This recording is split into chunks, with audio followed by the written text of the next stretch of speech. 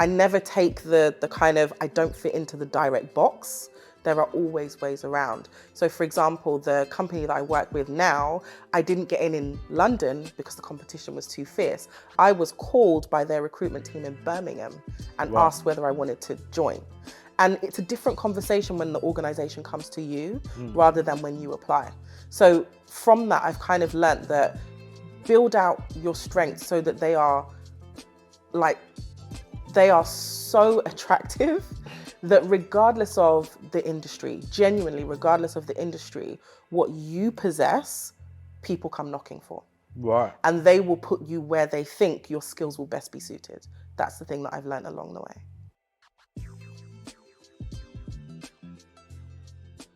So university goes well then for you? Goes well. I get a BA with honours and yeah, I'm happy. I move on from there. So career-wise, what do you want to go into? You've done business management or international business management. So what do you want to do now? I wanted to go into banking and I didn't actually know the route to get that. As in I wanted to be the trader. Like right. Even though I didn't do economics, it's funny. I wanted to go into banking, but I didn't know enough about the banking roles at that time. I just knew I wanted to make that kind of money. Let me be completely honest. And so fortunately, when I graduated, I then strangely did get into banking with a UK retail bank. But not in the way that I expected. So I wasn't a trader and I wasn't in sales, but I was managing a lot of their processes on their insurance side. So that's what I started doing when I first graduated. And how long was you there? 3.5 years. And was you on a graduate program and you rotated? No, I was not on a graduate program. So the good thing about having worked 3 jobs in university is that I had management responsibility before the age of 21. I had managed teams of up to 40 people. So when I was graduating, I didn't have the conundrum of I've got the degree and I don't have the experience. I had both. So then I had companies coming to me to say they wanted me to work for them. So we need to put a pin in that one.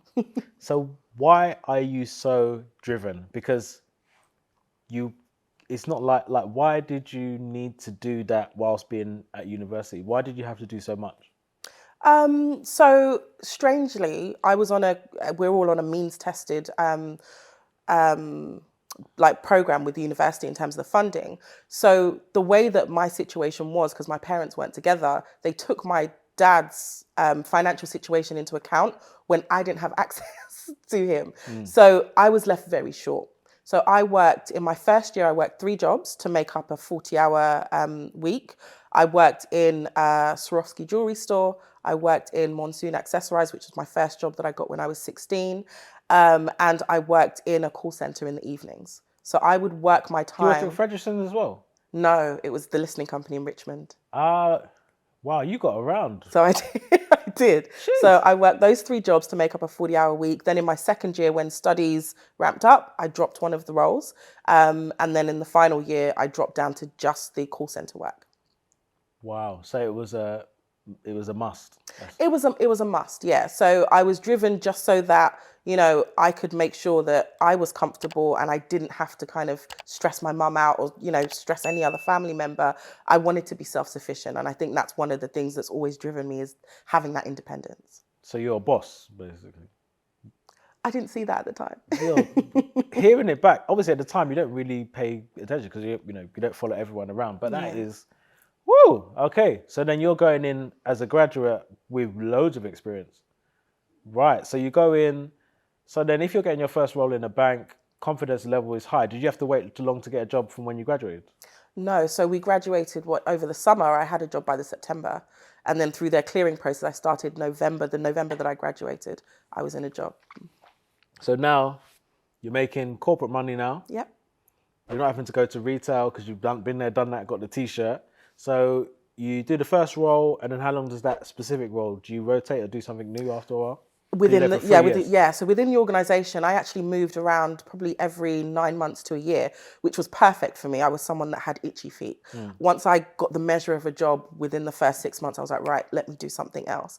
And they afforded me that. So the first role was kind of helping to coordinate and manage their operations. within one of the specific insurance divisions. Then I moved on to be the executive assistant for one of the MDs who basically sat on the board for that division. And then I moved into project management in that first role. So it was actually in my first corporate job that I learned my project management trade. Right. Did you get any qualifications or you just did it? I did. And actually the organization paid for it. So I got my APM qualifications. And yeah, that was really the start of the journey. So you get the APM, your project manager under your belt, and then it's time to go? Yeah. So after coming on 3.5 years, I was looking for really just something that was going to elevate me a bit more. And so I went to an organization called Octopus Investments. They were at the time what you would call a fairly small investment house. They had circa 200 employees. Now they are monstrous in the UK. Oh, They really? have grown exponentially. So anybody that knows Octopus Energy Group is still part of the same group. So they have expanded. They're into venture capital. I mean, they're a really great organization that even today I watch their journey and I'm pretty astounded by the founders. So I went in, I spent 2 years there. Again, moving into something completely out of my comfort zone. I was working with inheritance tax products and AIM listed stocks. So I was doing the operations of that. So that was actually my first foray into sort of trading, clearing processes and settlement on those types of instruments. I remember because that's when I was working in recruitment and doing back office stuff. Was it Murex and all of that kind of stuff? Yeah.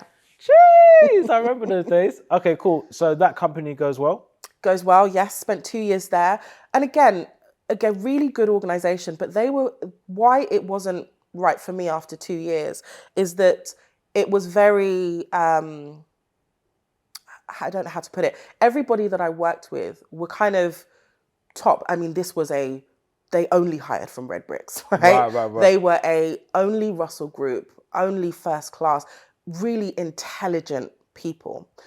The thing that I found was missing is that there was no gap for talent, right? Just your natural inclinations, where your strengths take you. There were no real opportunities to go. It's like the role was the role was the role. Right. So operations was it.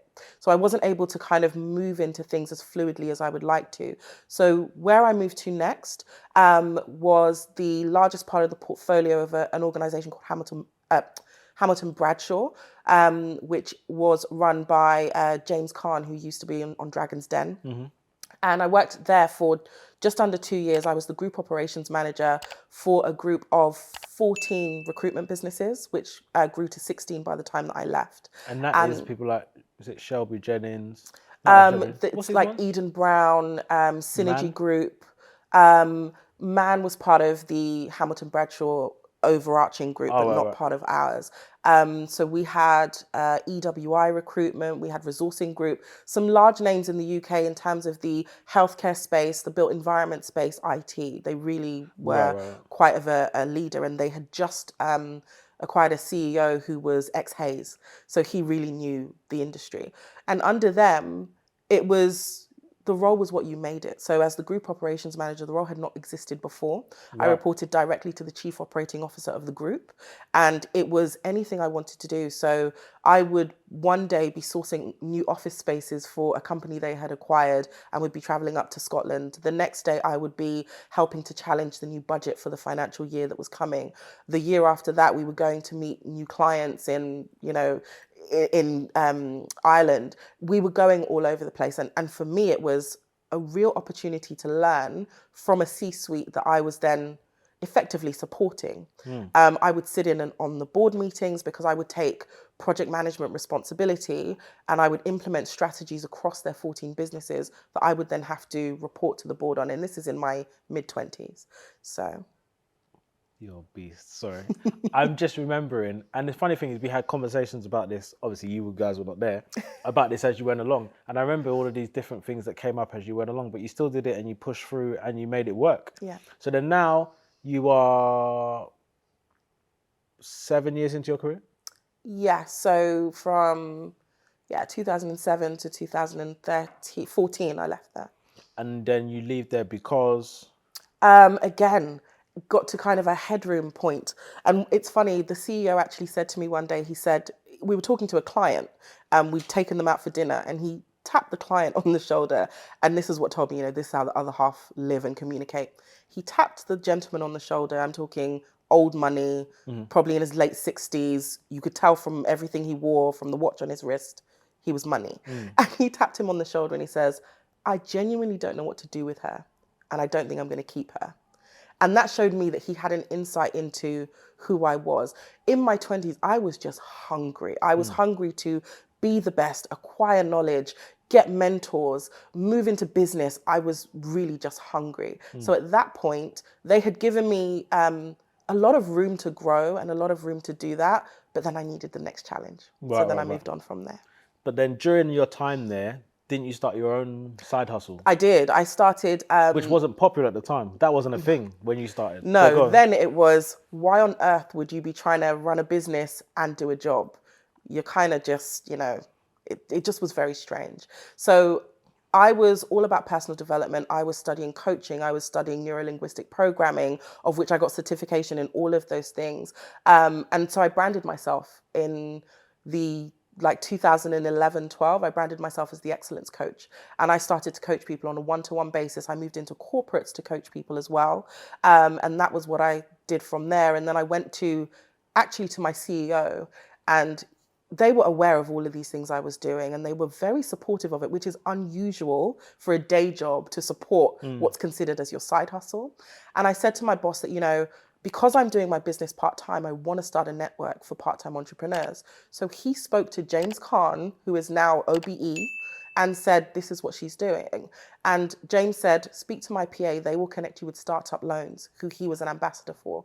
And through them, I became a partner with Startup Loans for a 2-year period, where I was bringing them entrepreneurs that needed funding help, etc. And I was an official partner who was getting paid to bring them a pipeline of entrepreneurs. I receive it. It's brilliant. Cool. I can stay there for a moment, but we need to move on. Right. So then you go there. You're obviously that thing is moving now. So you've now got you're now gone from one stream to 2 streams, but it's not actually even streams. It's actually 2 pathways, which can actually lead to different things. Because imagine you've got the corporate, you've got your career network. Correct. You've now built a new network of new people, which obviously can now feed in, they can now join and cross paths. Oh, this is exciting. So you now say it's time for a change because obviously there is no more room at the top. So where do you go? So then I did what I never thought I would do, which is what I wanted to do at university, and I went to an investment bank. Again, not coming from an economics and finance background, but having now almost a decade's worth of strong PM experience, I went into the project management group of the investment bank itself. So at that time it was called Corporate Banking and Securities, and they had a bespoke, dedicated project management team there. So I joined them.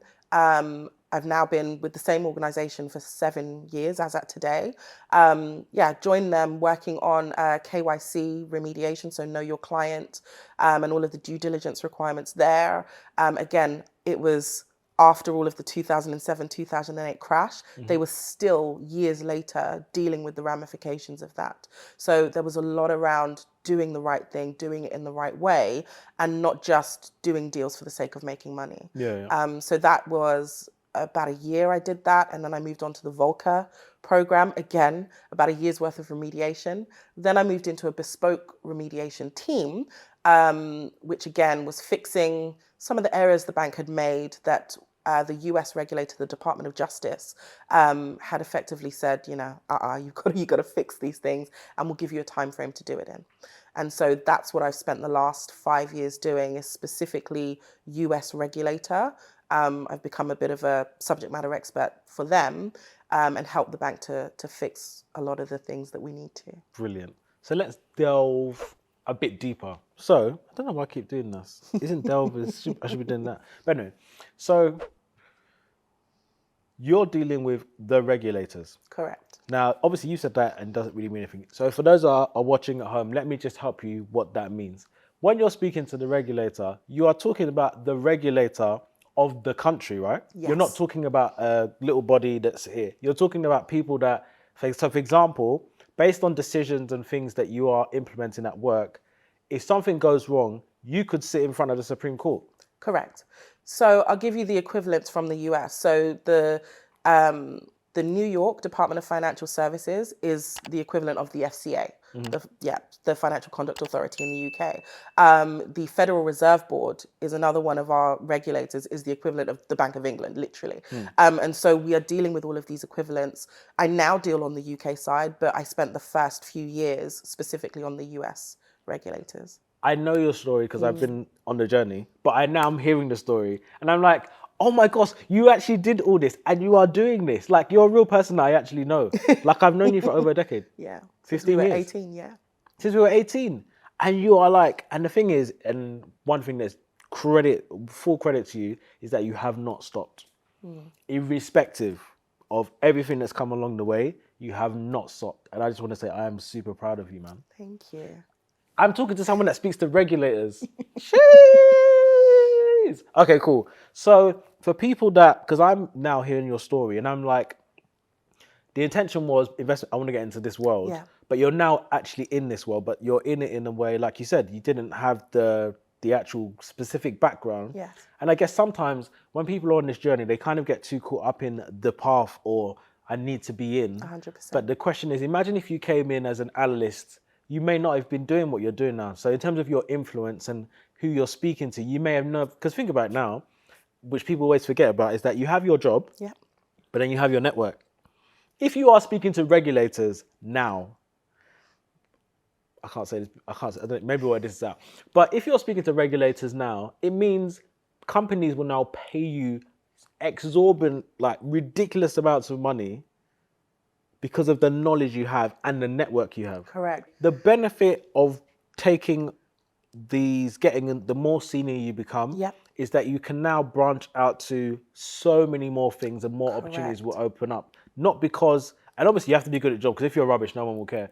But because you're good at your job and you're very diligent and you're very focused, this now unlocks, you don't even have to apply for jobs anymore or even thinking about that, because it's not about just climbing a ladder. It's actually, you're actually exposed to the whole industry.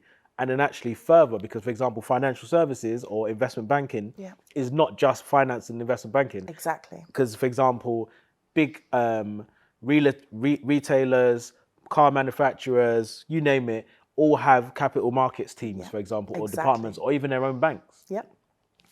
I'm saying all that to say, guys, this is the lady you need to speak to. And truly, like, nothing is linear. And my journey has been like from the left back to the middle to the end. And I think one of the things that has helped me is that I never take the kind of, I don't fit into the direct box. There are always ways around. So for example, the company that I work with now, I didn't get in London because the competition was too fierce. I was called by their recruitment team in Birmingham and asked whether I wanted to join. And it's a different conversation when the organization comes to you rather than when you apply. So from that, I've kind of learnt that build out your strengths so that they are so attractive that regardless of the industry, genuinely, regardless of the industry, what you possess, people come knocking for. Right. And they will put you where they think your skills will best be suited. That's the thing that I've learned along the way. We could go on forever, and I really want to go. We will go on forever offline because there's so much more to talk about. I'm so excited, but it's extraordinary. The reason why for me it is blowing my mind is because we are talking about a black female is speaking to US regulators. Obviously, it's on behalf of a bank, but at the same time, you're talking about, if you look around the room and you look at your meetings, how many people look like you? Would you say? None. I think, and what I would say is we've done a lot of work on, Black inclusion and representation. At Director, there are few, more than there were maybe 3 or 5 years ago. But in the meetings that I'm in, I am usually the only Black person in 85, 90% of those meetings at any corporate title. And the message is, you can do it. Absolutely. And if the road is not linear, there's always another way through the door. Exactly. Thank you so much for coming on the show. We appreciate it. You are very welcome. Forward thinking.